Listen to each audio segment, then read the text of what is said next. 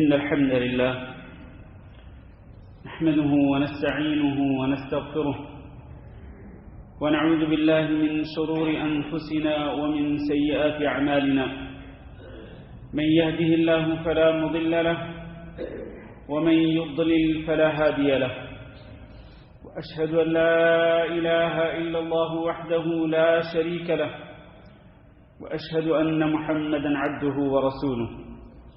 اللهم صل على محمد وعلى آل محمد كما صليت على إبراهيم وعلى آل إبراهيم إنك حميد مجيد.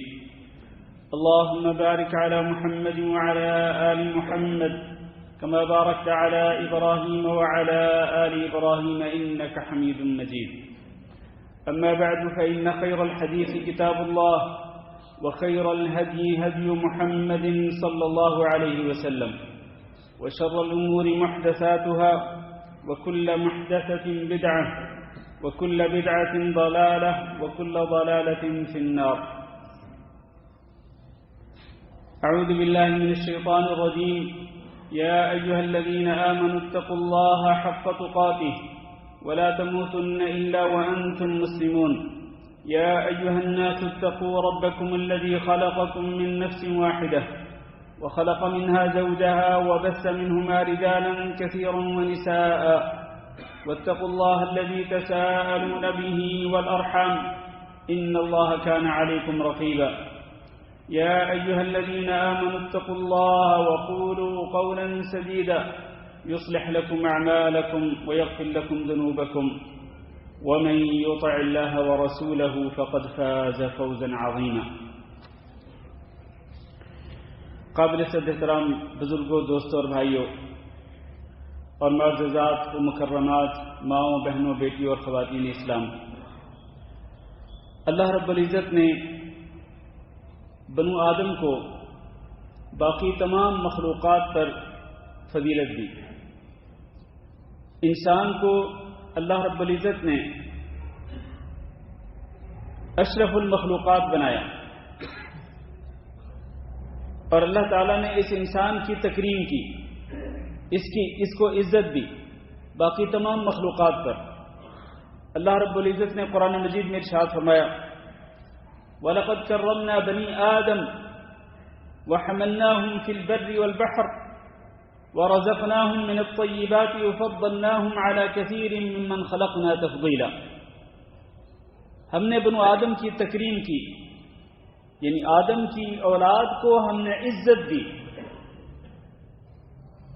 وَحَمَلْنَاهُمْ فِي الْبَرِّ وَالْبَحْرِ، اور ہم نے بنو آدم کو بر و بحر میں یعنی خشکی میں اور سمندروں میں اس کو سوار کیا کہ یہ خشکی پر بھی سواریوں پہ، مختلف سواریوں پہ سوار ہو کر ایک جگہ سے دوسری جگہ کی طرف جاتا ہے، اور اسی طرح سمندر کے پانی میں بھی یہ کشتیوں پہ سوار ہو کر ایک ملک سے دوسرے ملک کی طرف جاتا ہے، اپنی ذاتی ضروریات کو بھی پورا کرتا ہے اور اپنی تجارتی ضروریات کو بھی پورا کرتا ہے. اور اسی طرح ہم نے اس کو فضاؤں میں بھی سوار کیا کہ یہ ہوائی جہازوں پہ سوار ہو کر ایک ملک سے دوسرے ملک تک چند گھنٹوں میں پہنچ جاتا ہے. لمبے لمبے سفر بہت ہی تھوڑے وقت میں طے کر لیتا ہے. وَرَزَقْنَاهُمْ مِنَ الطَّيِّبَاتِ، اور بنو آدم کی تکریم کی ایک صورت یہ بھی ہے کہ ہم نے بنو آدم کو پاکیزہ چیزیں رزق کے طور پر عطا کی، کھانے پینے کے لیے بھی، لباس پہننے کے لیے بھی، رہائش رکھنے کے لیے بھی، اور اس دنیا میں زندگی گزارنے کے لیے اس کو جو بھی پاکیزہ چیز کی ضرورت تھی ہم نے اس کو عطا کر دی. وَفَضَّلْنَاهُمْ عَلَى كَثِيرٍ مِّمَّنْ خَلَقْنَا تَفْضِيلًا، اور ہم نے جتنی مخلوقات پیدا کی ان میں سے بہت ساری مخلوقات پہ ہم نے بنو آدم کو فضیلت دی. اسی طرح اللہ رب العزت نے 4 قسمیں کھا کر کے ارشاد فرمایا کہ وَالتِّينِ وَالزَّيْتُونِ وَطُورِ سِينِينَ وَهَذَا الْبَلَدِ الْأَمِينَ، 4 قسمیں کھائیں اللہ رب العزت نے اور فرمایا لقد خلقنا الانسان فی احسن تقویم، ہم نے اس انسان کو بہترین شکل و صورت میں پیدا کیا، اس کو سیدھا قد دیا، یہ سیدھا کھڑا ہو جاتا ہے اور یہ اپنے ہاتھوں کے ساتھ کھاتا ہے، باوقار طریقے سے چلتا ہے، اور پھر یہ جھک بھی جاتا ہے، پھر یہ بیٹھ بھی جاتا ہے، پھر یہ لیٹ بھی جاتا ہے، اور اللہ رب العزت کی عبادت بھی کر سکتا ہے، اپنی ضروریات کو مختلف طریقوں سے پورا کر سکتا ہے۔ ہم نے بہترین شکل و صورت اس کو عطا کر دی، اور اس شکل و صورت میں اس کو دیکھنے کے لیے ہم نے آنکھیں دی، اس کو بولنے کے لیے ہم نے زبان دے دی، اس کو سننے کے لیے ہم نے کان دے دیے، اور سوچ اور فکر کے لیے ہم نے اس کو عقل عطا کر دی، جس کے ذریعے یہ صحیح اور غلط میں یہ فرق کر سکتا ہے اور حق اور باطل میں فرق کر سکتا ہے۔ ہم نے اس کو بہترین شکل و صورت کے اندر پیدا کر کے اس کی تکریم کی۔ میرے بھائیو، یہ جو انسان ہے جس کو اللہ رب العزت نے اپنی باقی مخلوقات کی فضیلت دی، اس انسان کو اللہ رب العزت نے پیدا کرنے کے بعد اس کے اللہ رب العزت نے حقوق بھی متعین کر دیے ہیں کہ اس انسان کے حقوق کون کون سے ہیں۔ وہ حقوق ویسے تو بہت زیادہ ہیں، لیکن آج ہم اس مختصر خطبہ میں مختصر سے وقت کے اندر ہم چند حقوق کی نشاندہی کریں گے۔ ان حقوق میں سے ایک حق یہ ہے، اس انسان کو چاہے وہ گورا ہو، وہ کالا ہو، چاہے وہ کسی بھی ملک کا رہنے والا ہو، اور چاہے وہ مرد ہو چاہے وہ عورت ہو، چاہے وہ بڑا ہو چاہے وہ چھوٹا ہو، ہر انسان کو اللہ رب العزت نے زندہ رہنے کا، جینے کا حق عطا کیا ہے کہ یہ اس دنیا میں جی سکتا ہے، اپنی زندگی یہ گزار سکتا ہے۔ لہذا اس انسان کی زندگی کو جہاں پر تھریٹ آتا ہے، جہاں اس کی زندگی کو خطرہ لاحق ہوتا ہے، وہاں اسلام کیا کہتا ہے؟ اسلام یہ کہتا ہے کہ لا تقتلوا النفس التي حرم الله الا بالحق۔ جس انسان کو قتل کرنا اللہ تعالی نے حرام قرار دے دیا، اس کو تم قتل نہیں کر سکتے۔ اس کی زندگی کو محفوظ کرنے کے لیے، اس کی زندگی کو تھریٹ تھا، اس کی زندگی کو خطرہ تھا، اللہ تعالی نے قتل کرنے سے منع کر دیا۔ جو بھی چیز اس کی زندگی کے لیے خطرناک ہو سکتی ہے، اللہ تعالی نے اس سے منع کر دیا، اور اللہ نے یہ حق دیا ہر انسان کو کہ وہ جہاں بھی ہو وہ صاف ستھری فضا کے اندر وہ سانس لے، آب و ہوا استعمال کرنے کا اس کو حق دیا، صاف ستھرا پانی پیے، صاف ستھری ہوا کے اندر، صاف ستھرے ماحول کے اندر اپنی زندگی گزارے۔ جہاں کہیں بھی اس صاف ستھرے ماحول کو بگاڑنے والی کوئی چیز ہوگی، فضاؤں کو بگاڑنے والی، خراب کرنے والی کوئی چیز ہوگی، جو چیز بھی انسان کی پاکیزہ زندگی کے لیے خطرناک ثابت ہوگی، اسلام نے ان تمام چیزوں کو حرام قرار دے دیا۔ ایک چھوٹی سی مثال، صاف ستھری آب و ہوا، صاف ستھری ہوا، فضا، اس کے اندر سانس لینا ہر انسان کا حق ہے۔ جہاں اس صاف ستھری فضا کو آلودہ کیا جائے گا، چاہے وہ سگریٹ کے دھوئیں کے ذریعے یا کسی اور چیز کے ذریعے، اگر اس صاف ستھری فضا کو آلودہ کیا جائے گا کہ جس میں اس انسان کے لیے سانس لینا مشکل ہو جائے گا، اور اگر وہ سانس لے گا اس آلودہ فضا کے اندر، تو یہ بیمار بھی ہو سکتا ہے۔ اسلام نے اس طرح کی آلودہ کرنے والی جتنی بھی چیزیں ہیں ان تمام چیزوں کو حرام قرار دے دیا، اس لیے کہ انسان کو حق ہے، وہ چاہے مومن ہو چاہے وہ کافر ہو، ہر انسان کو اس بات کا حق ہے کہ وہ پرامن طریقے سے صاف ستھری فضا کے اندر وہ زندگی گزارے، وہ اپنی زندگی کو انجوائے کرے، وہ جیے، اس انسان کے اندر، اس دنیا کے اندر وہ زندگی گزارے۔ بلکہ اللہ رب العزت نے ایک انسان کے قتل کو پوری انسانیت کا قتل قرار دیا ہے۔ ایک انسان کا قتل ہوگا وہ ایسے ہے جیسے کہ پوری انسانیت کو آپ قتل کر رہے ہیں۔ من قتل نفسا بغیر نفس او فساد فی الارض فکأنما قتل الناس جميعا۔ جو انسان بھی جان کے بدلے میں وہ جان کو قتل نہیں کر رہا بلکہ زمین میں فساد مچاتے ہوئے وہ قتل کرتا ہے ایک جان کو، اس نے گویا کہ پوری انسانیت کو، تمام کے تمام لوگوں کو اس نے قتل کر دیا۔ ومن احیاها فکأنما احیا الناس جميعا، جس نے ایک انسان کو زندہ رہنے کا موقع دیا اس نے گویا کہ پورے انسانوں کو زندہ رہنے کا موقع دیا۔ ایک انسان کا قتل تمام انسانوں کا قتل، ایک انسان کی زندگی وہ تمام کے تمام انسانوں کی زندگی جیسی ہے۔ اس لیے میرے بھائیوں، یہ حق اللہ رب العزت نے ہر انسان کو دیا ہے، اس حق کو تلف کرنا جائز نہیں ہے۔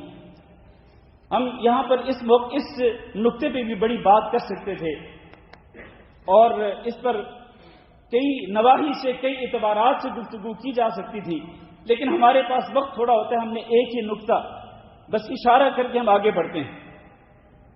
انسان کے حقوق میں سے ایک حق یہ بھی ہے کہ انسان پرامن طور پر سیکیور ہو کر وہ زندگی گزارے، اس کی جان کو خطرہ بھی نہ ہو، اس کے مال کو خطرہ بھی نہ ہو اور اس کی عزت کو بھی خطرہ نہ ہو۔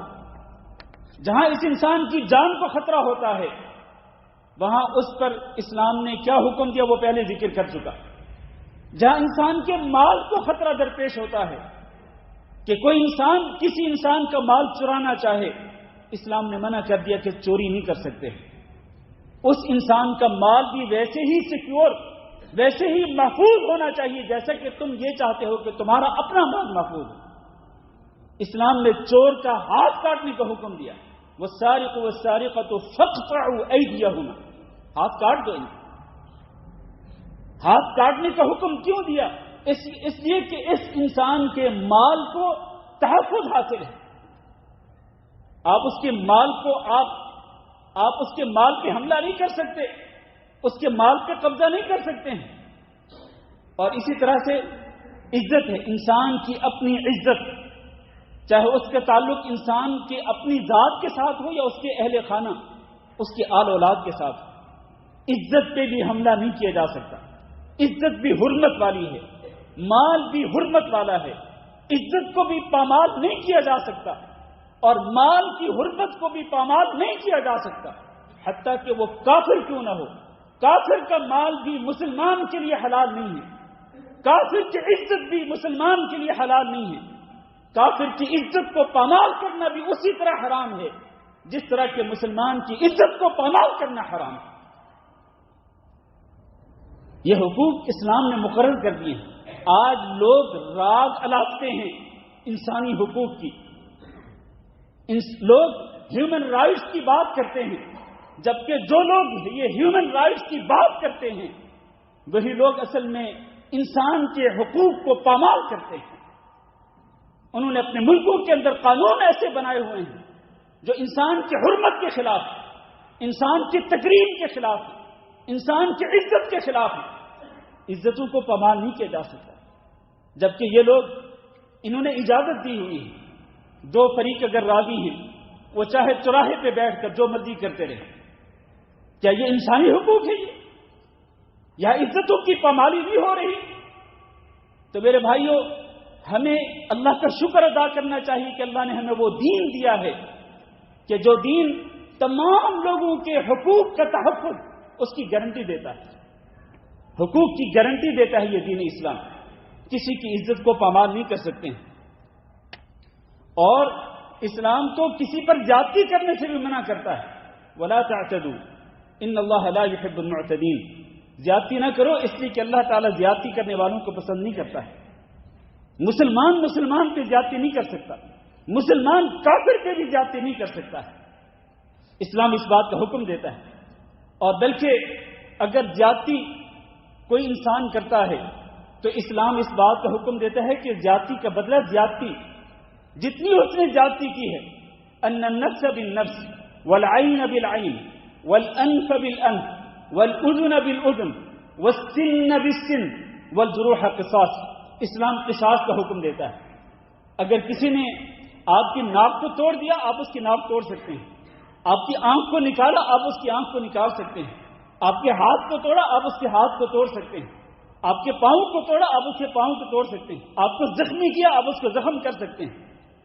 اسلام عدل و انصاف کا حکم دیتا ہے، اور یہ جو حقوق ہیں اللہ رب العزت نے مسلمانوں کے لیے بھی مقرر کیے ہیں اور اسی طرح کافروں کے لیے بھی مقرر کیے ہیں۔ النفس بالنفس یہ تورات کے اندر لکھا تھا اللہ رب العزت نے، اور یہی حقوق اللہ رب العزت نے قرآن مجید کے اندر بھی ذکر کیے ہیں۔ تو اسلام کسی پر زیادتی کرنے کا حکم نہیں دیتا ہے، بلکہ اسلام زیادتی سے منع کرتا ہے۔ تو سیکورٹی اور امن یہ تمام کے تمام انسانوں کا، امن و سلامتی کے ساتھ زندہ رہنا یہ تمام کے تمام انسانوں کا حق ہے۔ اسی طرح تیسرا حق جو ہے وہ سکن یعنی رہائش رکھنے کا، گھر بنانے کا اور گھر کے اندر رہنے کا حق تمام کے تمام انسانوں کو ہے۔ کسی انسان کو آپ اس حق سے محروم نہیں کر سکتے کہ آپ اس کو اس کے گھر سے نکال دیں، گھر سے نکلنے پہ مجبور کر دیں، اس کے گھر کو آپ تباہ و برباد کر دیں، نہیں، یہ رہائش رکھنے کا حق جو ہے یہ بھی تمام کے تمام انسانوں کا ہے۔ اسی لیے ایک گھر کی حرمت بھی ہوتی ہے، جس طرح عزت کی حرمت ہے، خون کی حرمت ہے، مال کی حرمت ہے، اسی طرح گھر کی بھی حرمت ہوتی ہے۔ اور گھر کی حرمت اتنی زیادہ ہے، آپ ذرا تصور کریں گھر کی حرمت کتنی زیادہ ہے کہ اگر کوئی شخص آپ کے گھر میں آپ کی اجازت کے بغیر جھانکنے کی کوشش کرتا ہے، جھانکنے کی، گھر میں داخل نہیں ہوا، وہ گھر سے باہر کھڑے ہو کر سوراخ سے وہ آپ کے گھر میں جھانک کر دیکھنے کی کوشش کرتا ہے، اللہ کے رسول نے فرمایا اگر آپ اس کو پتھر مارتے ہیں اور اس پتھر کی وجہ سے اگر اس کی آنکھ نکل جاتی ہے، آپ اس کی آنکھ کو پھوڑ دیتے ہیں تو آپ کو کوئی گناہ نہیں ہوگا۔ کیوں؟ اس لیے کہ آپ اپنے گھر کی حرمت کو بچا رہے ہیں، حرمت کا تحفظ کر رہے ہیں، گھر کی حرمت۔ لیکن آپ جو شخص کسی کے گھر کی حرمت کو پامال کرنا چاہ رہا ہو، جھانک کر سراغ سے دیکھنے کی کوشش کر رہا ہو، آپ اس کی آنکھ کو پھوڑ دیں، آپ کو کوئی گناہ نہیں ہو۔ اور یہ حق جو ہے یہ تمام کے تمام انسانوں کو حاصل ہے، چاہے وہ مسلمان ہو چاہے وہ کافر ہو، چاہے وہ فقیر ہو چاہے وہ امیر ہو، معاشرے کے کسی بھی طبقے سے اس کا تعلق ہو، اس کو حق حاصل ہے کہ وہ چار دیواری اور چھت کے ذریعے اپنے آپ کو اور اپنے گھر والوں کو رکھ سکے۔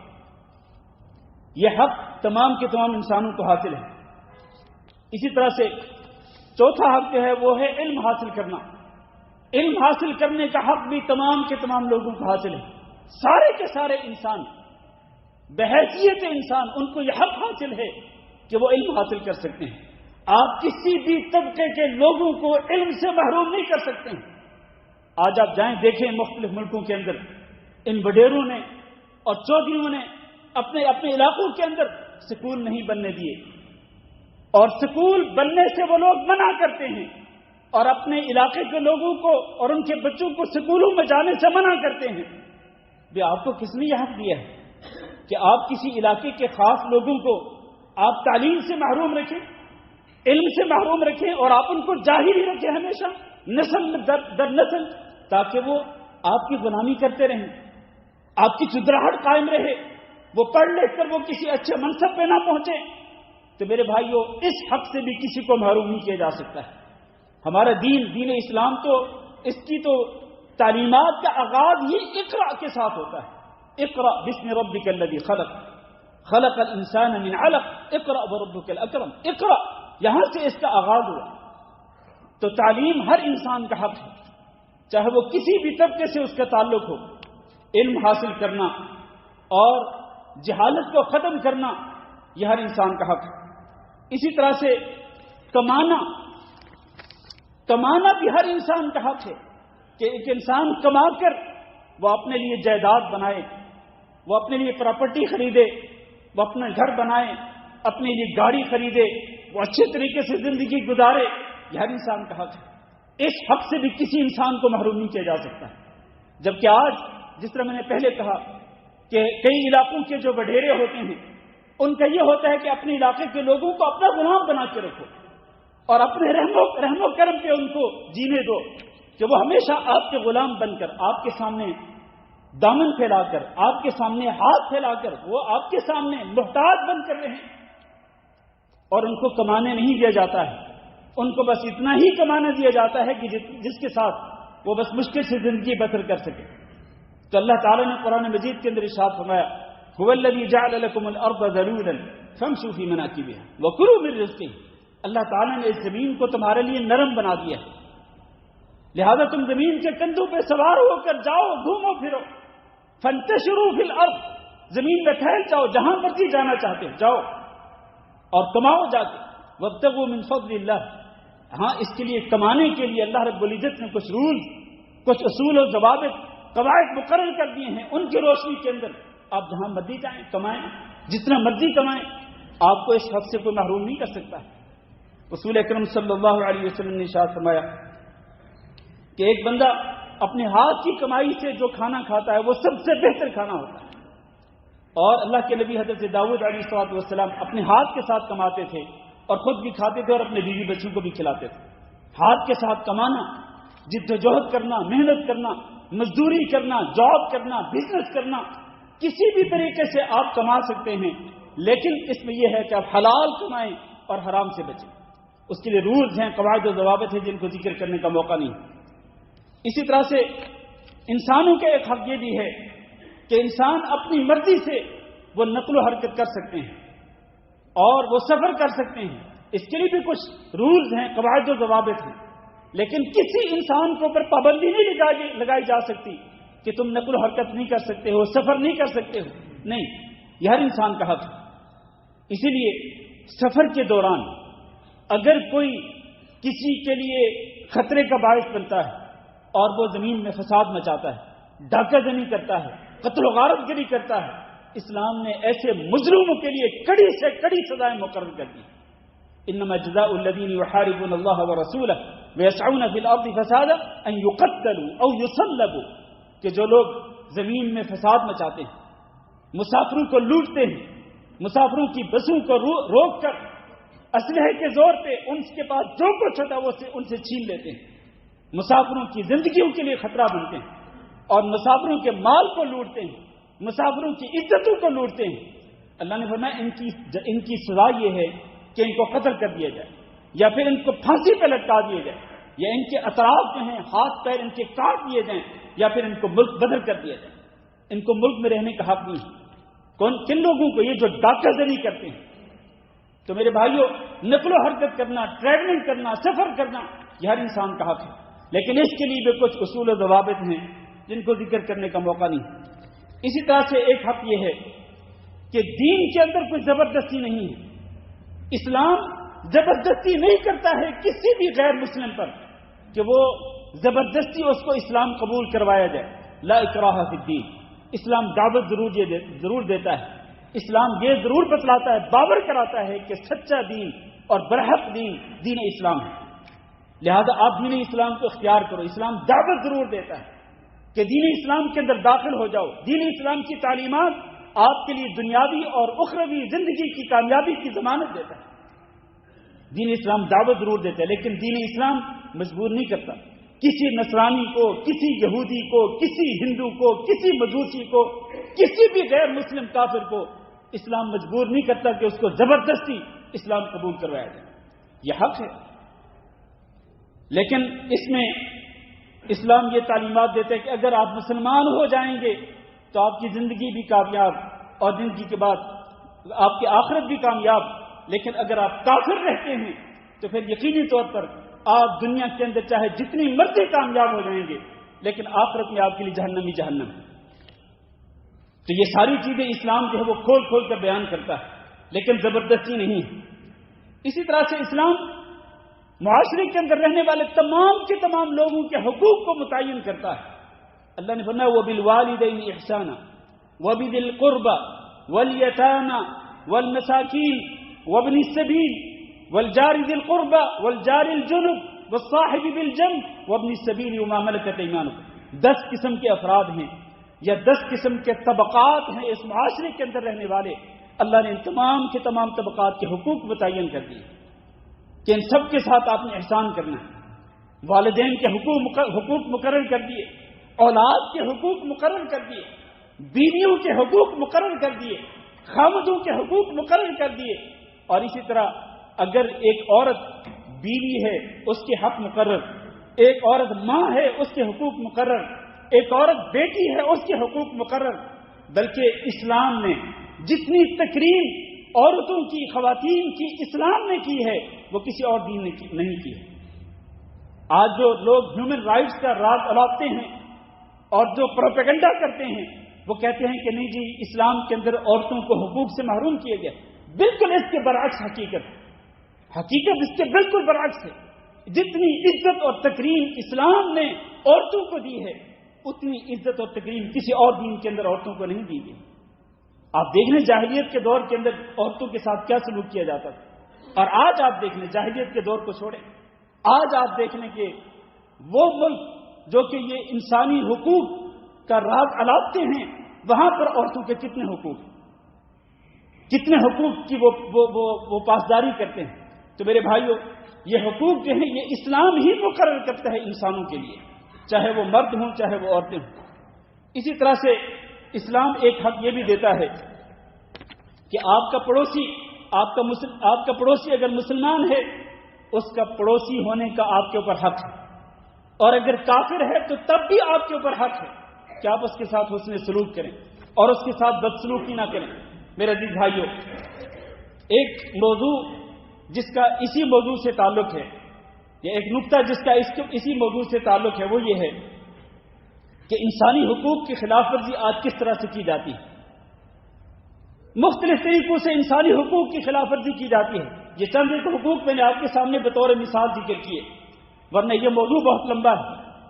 تو جس طرح انسانی حقوق کی خلاف ورزی کی جاتی ہے، ان صورتوں میں سے ایک صورت یہ ہے کہ انسانوں کو باقاعدہ خریدا جاتا ہے اور انسانوں کے ساتھ تجارت کی جاتی ہے۔ ان صورتوں میں سے ایک صورت یہ کہ یا تو انسانوں کو اغوا کر کے، چھوٹے بچوں کو اغوا کر کے، یا بچیوں کو اغوا کر کے، یا بڑی عمر کے لوگوں کو اغوا کر کے، پھر اغوا کرنے والے تاوان وصول کرتے ہیں، یعنی ایک انسان کو اغوا کر کے پھر اس کا تاوان وصول کرتے ہیں جو کہ کروڑوں کی شکل میں ہوتا ہے۔ آئے دن اس قسم کے واقعات ہمارے ملکوں کے اندر خاص طور پر ہوتے رہتے ہیں۔ کسی کا بچہ اغوا ہو گیا، کسی کی بیٹی اغوا ہو گئی، کوئی اور بڑے منصب والا انسان اغوا ہو گیا۔ اغوا کرنے والے پھر کچھ دیر کے بعد جس کو اغوا کرتے ہیں اس کے گھر والوں سے رابطہ کر کے پھر ان سے وہ تاوان کا دعویٰ وہ ڈیمانڈ کرتے ہیں کہ ہمیں اتنے کروڑ روپے دیے جائیں۔ چنانچہ گھر والے جو ہیں وہ اپنے اس بیٹے یا اپنی بیٹی یا اپنے اس بھائی یا اپنے والد جو بھی اغوا ہوتا ہے اس کی زندگی کو بچانے کی خاطر وہ کروڑوں روپے دیتے ہیں۔ یہ کیا ہے؟ یہ انسانوں کی خرید و فروخت ہوتی ہے، انسانوں کی خرید و فروخت کی جاتی ہے۔ اسی طرح سے ایک طریقہ اور بھی ہے، وہ یہ ہے کہ ہمارے جیسے ملک ہوتے ہیں جہاں پر غربت ہوتی ہے، فقر ہوتا ہے، وہاں پر لوگوں کو لالچ دے کر وہاں لوگوں سے لاکھوں کروڑوں روپے بٹورے جاتے ہیں اور ان کو بیرون ملک بھیجا جاتا ہے، لیکن غیر قانونی طریقے سے بھیجا جاتا ہے۔ چنانچہ چوری خفیہ طور پر ایک ملک کا بارڈر کراس کیا جاتا ہے، رشوت دے کر، پیسے دے کر اس کو ایک ملک کا بارڈر کراس کرایا جاتا ہے، پھر دوسرے ملک کا بارڈر کراس کرایا جاتا ہے، پھر کہیں جا کر کے کشتیوں پہ سوار کرا دیا جاتا ہے، پھر بڑی مشکل سے بہت کم ایسا ہوتا ہے کہ وہ کشتیاں جن کے اندر گنجائش سے زیادہ لوگوں کو سوار کر کے یورپ یا کسی اور ملک میں پہنچانے کی کوشش کی جاتی ہے، بہت کم ایسا ہوتا ہے کہ وہ کشتیاں اس ملک میں پہنچتی ہیں، ورنہ زیادہ تر کیا ہوتا ہے؟ زیادہ تر وہ کشتیاں درمیان میں ہی عین سمندر کے بیچ میں ڈوب جاتی ہیں اور سینکڑوں نہیں بلکہ ہزاروں لوگ بھی ہیں وہ وہاں پر اپنی زندگی سے ہاتھ دھو بیٹھتے ہیں۔ یہ کیا ہے؟ یہ انسانوں کی تجارت ہو رہی ہے کہ آپ نے انسانوں کو غیر قانونی طریقے سے ان سے آپ نے کروڑوں روپے بٹورے اور آپ ان کی زندگی کو خطرے میں ڈال کر ان کو غیر قانونی طریقے سے آپ دوسرے ملکوں میں پہنچانے کی کوشش کرتے ہیں۔ اسی طرح سے ایک اور طریقہ یہ جو جس طرح گلف کے ممالک ہیں اور اسی طرح باقی ملک جہاں پر لوگ دوسرے ملکوں سے لوگ چل کر کے جاتے ہیں کمانے کے لیے، تو یہاں پر کیا ہوتا ہے؟ یہاں ہوتا یہ ہے کہ ویزے خریدے جاتے ہیں اور اس کے لیے اگر فرض کریں یہاں کویت سے، حالانکہ قانونی طور پر اگر کسی ملک کے لیے اجازت ہے کہ اس ملک کے لوگ جو ہیں وہ ویزا لے سکتے ہیں قانونی طور پر، تو اس ویزے پر صرف 3 دینار کا خرچہ ہوتا ہے، 3 دینار کا. لیکن وہی ویزا جو آپ نے 3 دینار میں حاصل کیا، وہ آپ ہزاروں دیناروں کے اندر آپ اپنے کزن کو، اپنے دوست کو، اپنے رشتہ دار کو، اپنے کسی مسلمان بھائی کو آپ بیچتے ہیں. یہ کیا ہے؟ یہ انسانوں کی تجارت ہو رہی ہے. اس طرح ویزے خریدنا اور ویزے بیچنا یہ حرام کاروبار ہے، یہ حرام بزنس ہے. اس میں جو لوگ ملوث ہوتے ہیں، چاہے وہ یہاں کے مقامی لوگ کیوں نہ ہوں، آپ رشوتیں دے کر ویزے خریدتے ہیں اور پھر آگے ویزوں کو دگنے کئی گنا ریٹ پر آپ ان ویزوں کو بیچتے ہیں. یہ حرام ہے، یہ انسانی حقوق کے خلاف ہے. یہ جس طرح آپ کو حق حاصل ہے کہ آپ کویت میں آ کر آپ یہاں پر کما سکتے ہیں، اسی طرح آپ کے کزنز، آپ کے دوست، آپ کے رشتہ دار، آپ کے مسلمان بھائی، ان کو بھی حق حاصل ہے کہ وہ یہاں پر آ کے کما سکتے ہیں. آپ کو کس نے حق دیا ہے کہ آپ ان کے حق میں ڈاکہ ڈالیں؟ کس نے حق دیا آپ کو؟ تو یہ ایک حرام کاروبار ہے میرے عزیز بھائیوں. یہ انسانی حقوق کے صراحتاً خلاف، یہ اس کی خلاف ورزی ہے. اسی طرح سے انسانی حقوق کی خلاف ورزی اس طرح سے بھی کی جاتی ہے کہ کسی مجبور انسان کو مجبور کر کے اس کا آپریشن کروا کر اس کا گردہ نکلوا لیا جاتا ہے اور اس کے گردے کو نکال کر اس کو بیچ دیا جاتا ہے. یا تو انسان خود بیچتا ہے یا پھر وہ کسی کو، جب وہ کسی کے ہاتھوں چڑھ جاتا ہے تو پھر کسی کے ہاتھوں اگر وہ شکار ہو جاتا ہے تو پھر وہ اپنے آزاد کو بیچنے پر بھی تیار ہو جاتا ہے. یہ بھی انسانوں کی تجارت کی ایک شکل ہے. جس طرح غیر قانونی طریقے سے لوگوں کو دوسرے ملکوں میں بھیجنے کی کوشش کرنا، یہ انسانوں کی تجارت اور حرام تجارت ہے. ویزے خرید کر ویزے بیچنا یہ انسانوں کی تجارت اور یہ حرام تجارت ہے. بالکل اسی طرح سے انسان کے اعضاء کو بیچنا یہ بھی حرام تجارت ہے. یہ انسان کا جو جسم ہے یہ اللہ رب العزت کی امانت ہے. اس جسم کو اور اس کے ایک ایک عضو کو بچا کے رکھنا اور اس کی حفاظت کرنا انسان کے لیے ضروری ہے. کسی بھی عضو کو بیچنا جو ہے یہ حرام ہے، یہ جائز نہیں ہے. اسی طرح چھوٹے چھوٹے بچوں کے ذریعے یا بچیوں کے ذریعے اگر آپ ان کو بھکاری بناتے ہیں اور آپ ان سے بھیک منگواتے ہیں، اور جس طرح کہ ہم نے پچھلے خطبہ کے اندر بھی یہ موضوع بیان کیا تھا، بھیک منگواتے ہیں، بھیک مانگنے کو مجبور کیا جاتا ہے چھوٹے چھوٹے بچوں کو، چھوٹی چھوٹی بچیوں اور لڑکیوں کو، اور پھر ان کے ذریعے جنسی استحصال کرنا اور ایسے بچوں کو لواطت کے لیے استعمال کرنا اور بدفعلی کے لیے، بے حیائی کے لیے استعمال کرنا، یہ کیا ہے؟ یہ انسانوں کی حرام تجارت ہے. میرے بھائیوں، یہ جتنی بھی چیزیں میں نے بیان کی ہیں، یہ چیزیں اسلام ان چیزوں کی اجازت نہیں دیتا ہے. یہ اسلام کی تعلیمات کے بھی خلاف ہیں اور یہ انسانی حقوق کے بھی خلاف ہے، انسانیت کے خلاف ہے. انسانیت اس بات کی اجازت نہیں دیتی کہ آپ اس طرح کے کام کریں کہ جیسے دین اسلام کو دیکھا جائے. تو میرے بھائیو، اللہ تعالیٰ سے دعا کرتے ہیں کہ اللہ ہم سب کو ان تعلیمات پہ عمل کرنے کی توفیق دے، اور اللہ رب العزت ہمیں حقوق، جن کے حقوق اللہ نے مقرر کر دیے، اللہ ان کے حقوق کو ادا کرنے کی توفیق دے. اللہ کسی کے حق کی پامالی کرنے سے ہم سب کو محفوظ رکھے. استغفر اللہ لی ولکم ولسائر المسلمین فاستغفروہ انہ هو الغفور الرحیم.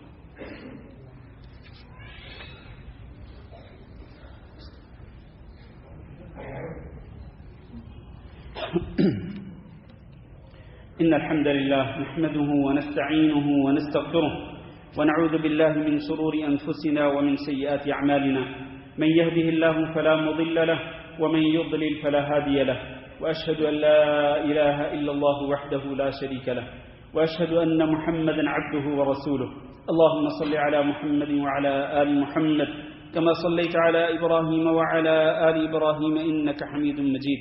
اللهم بارك على محمد وعلى آل محمد كما باركت على إبراهيم وعلى آل إبراهيم إنك حميد مجيد.